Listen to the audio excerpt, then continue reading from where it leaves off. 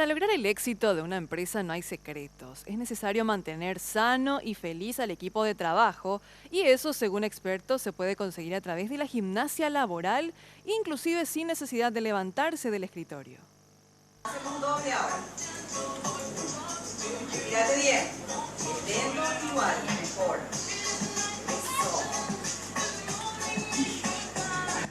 Eso. 10 a 15 minutos de gimnasia laboral y en la oficina ayuda a equilibrar las energías del cuerpo para lograr un óptimo rendimiento físico y mental. Fue la explicación dada por Hilaria Enríquez y Pedro Valiente, quienes se dedican a llevar ejercicios a los oficinistas con el fin de reducir el estrés. Bueno, generalmente lo que nosotros recomendamos, como está dentro de la oficina, tiene que ser algo que no les haga sudar, ¿verdad? Que no les haga sudar, que no les quite tiempo, que al contrario sea un beneficio pero sin un desgaste. Entonces nosotros más que nada recomendamos ejercicio de respiración, ejercicio cardiovasculares, estiramiento y posturales, ¿verdad? Aparte de eso también se le hace una pequeña dinámica de baile para que ellos se sientan motivados, ¿verdad?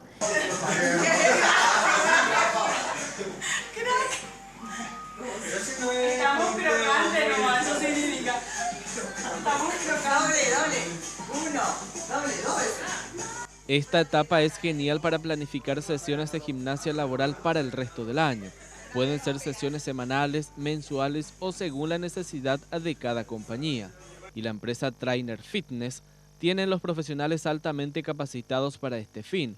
Con esta actividad bastante particular en las oficinas, pueden marcar la diferencia como equipo laboral. Se pueden usar accesorios como bandas elásticas, pelota antiestrés, que son muy comunes para las articulaciones de las muñecas, los codos. También se suele usar las gomas, como ya había dicho, también unas cintas elásticas para estirar los brazos y mover el tórax, unas pesas también. Todo eso nosotros llevamos a las empresas y proveemos a los funcionarios que están haciendo esa actividad.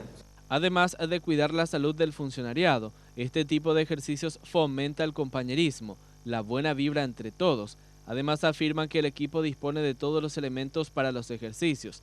Nada más, hace falta que te contactes con ellos a través de Facebook, buscándolos como Trainer Fitness.